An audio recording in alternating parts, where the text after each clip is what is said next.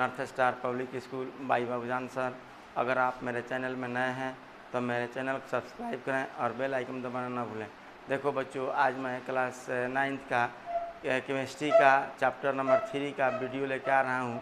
Chapter का नाम है परमाणु, अणु और आयन। ये एक्सरसाइज हम लोग का है, परमाणु, अणु और आयन।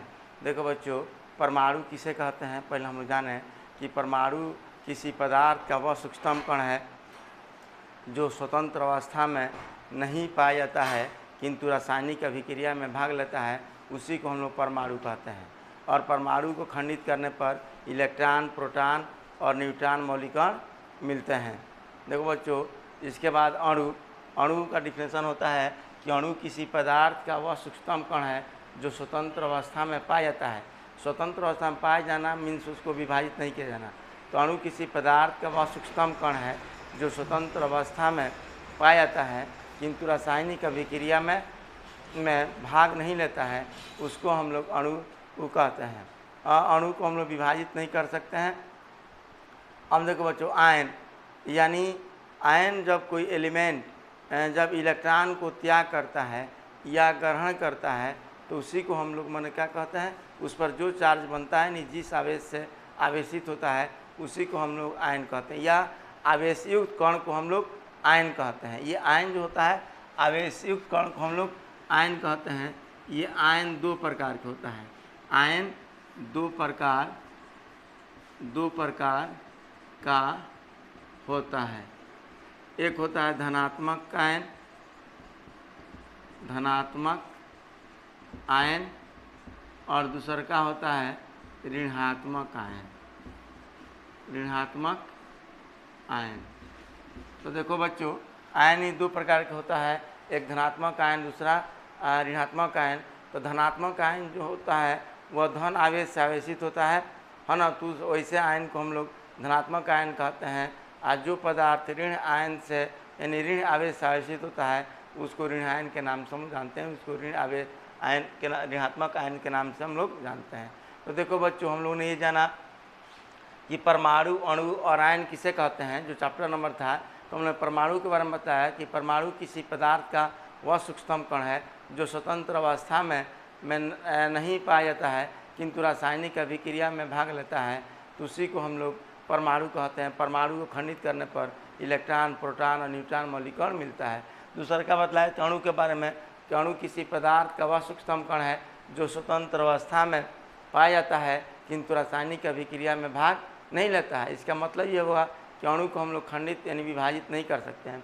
आयन देखिए, आयन के बारे में बताया है कि आवेशित कण को हम लोग आयन कहते हैं। और ये आयन दो प्रकार के होते हैं, धनात्मक आयन और ऋणात्मक आयन। तो धनात्मक आयन जो होता है, जो वस्तु धनात्मक आवेश से आवेशित होता है उसको धनात्मक आयन कहते हैं, और जो वस्तु ऋणात्मक आवेश से आवेशित होता है उसको हम लोग ऋणात्मक आयन के नाम से जानते हैं। इसके बाद देखो बच्चों, इसमें हम लोग पढ़ना है रासायनिक समीकरण कि जानने से पहले हम लोग संकेत जाने कि संकेत आखिर है क्या, यानी सिंबल जिसको कहते हैं। इसमें पढ़ना हम लोग को सिंबल यानी संकेत के बारे में, यानी सिंबल क्या है।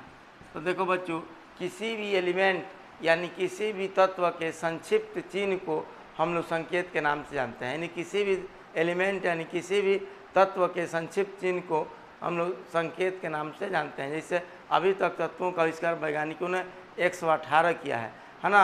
आज 118 एलिमेंट का ही सिंबल के रूप में लिखा जाता है। जैसे मान लो कि हाइड्रोजन, जैसे हाइड्रोजन हो गया, हाइड्रोजन का सिंबल H, ऑक्सीजन का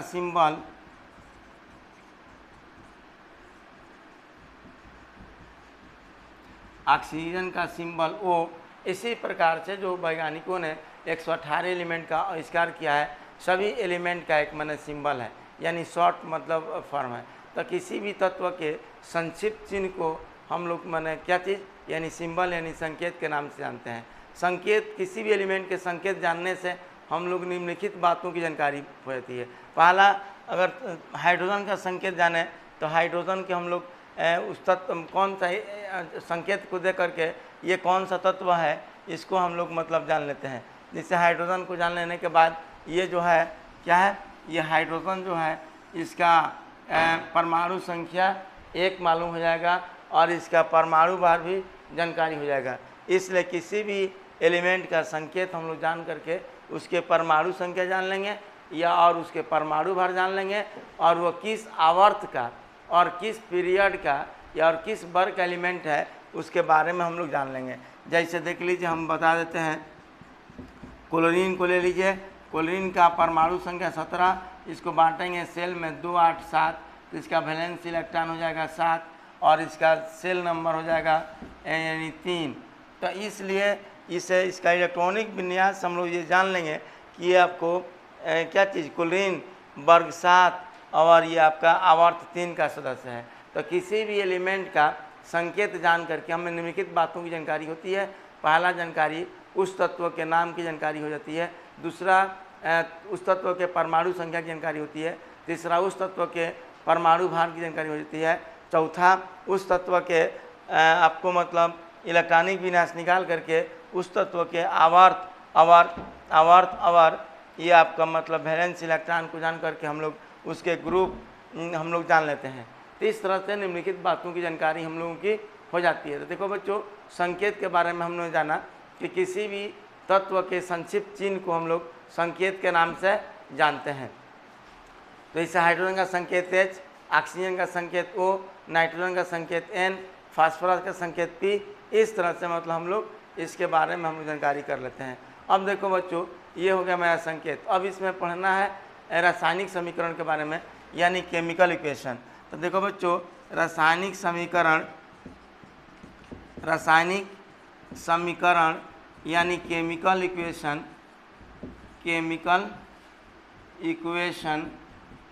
क्या है।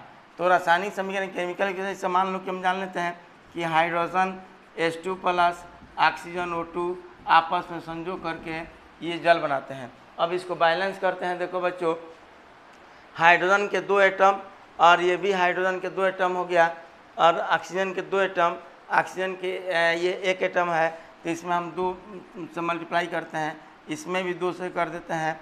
तो ये आपका हाइड्रोजन ऑक्सीजन के यानी ऑक्सीजन के हो जाएगा हम लोग का 2 एटम, हाइड्रोजन के 4 एटम होगा, तो यहाँ पर हो जाएंगे। तो देखो बच्चे, ये हम कहते हैं प्रतिकारक, ये बोलते हैं प्रतिकारक और इसको बोलते हैं प्रतिफल, इसको बोलते हैं प्रतिफल।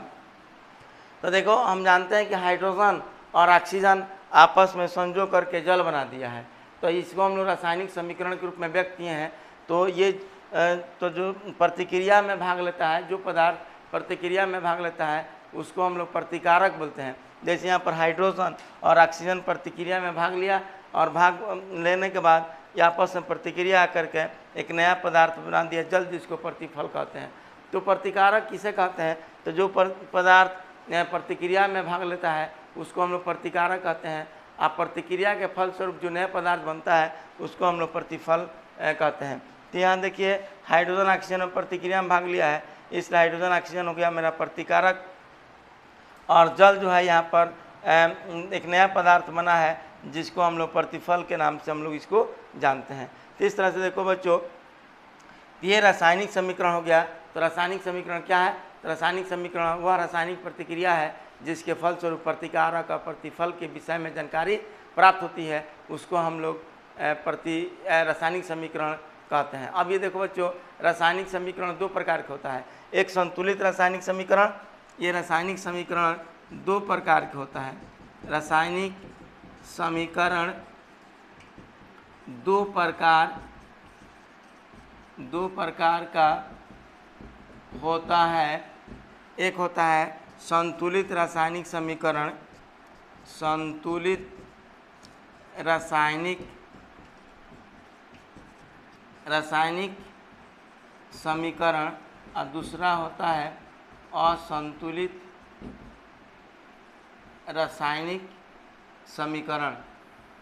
अब देखो बच्चों, ये रासायनिक समीकरण 2 प्रकार का होता है, संतुलित रासायनिक समीकरण और असंतुलित रासायनिक समीकरण। तो संतुलित रासायनिक समीकरण वह रासायनिक प्रतिक्रिया है जिसमें प्रतिकारक और प्रतिफल के परमाणुओं की संख्या बराबर होता है उसको हम लोग संतुलित रासायनिक समीकरण कहते हैं। जैसे यहाँ देखिए ये संतुलित रासायनिक समीकरण है ना, इसमें प्रतिकारक 2 दूनी 4 हाइड्रोजन के 4 परमाणु, 2 दूनी 4 हाइड्रोजन के 4 परमाणु, ऑक्सीजन के 2, यहाँ भी ऑक्सीजन को हो गया 2 परमाणु, इसलिए इसमें प्रतिकारक और प्रतिफल के परमाणुओं की संख्या इक्वल है, इसलिए इसको हम लोग कहते हैं संतुलित रासायनिक समीकरण।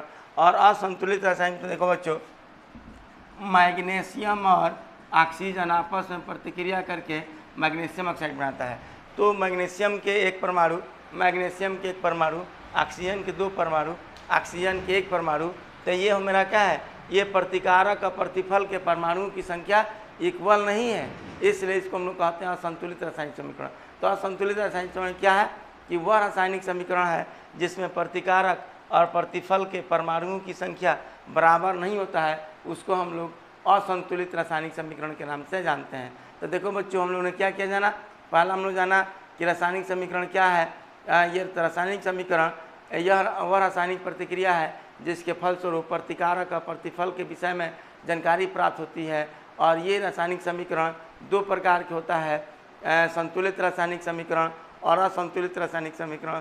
संतुलित रासायनिक समीकरण वह रासायनिक प्रतिक्रिया है जिसके फलस्वरूप जिसमें प्रतिकारक और प्रतिफल के परमाणुओं की संख्या बराबर होती है, तो उसको हम लोग संतुलित रासायनिक समीकरण कहते हैं। और असंतुलित रासायनिक समीकरण वह रासायनिक प्रतिक्रिया है जिसमें प्रतिकारक और प्रतिफल के परमाणुओं की संख्या बराबर नहीं होती है, उसको हम लोग असंतुलित रासायनिक समीकरण कहते हैं। देखो बच्चों, आज के वीडियो में रहते हैं और बेल आइकन दबाना ना भूलें फिर नेक्स्ट वीडियो के लिए।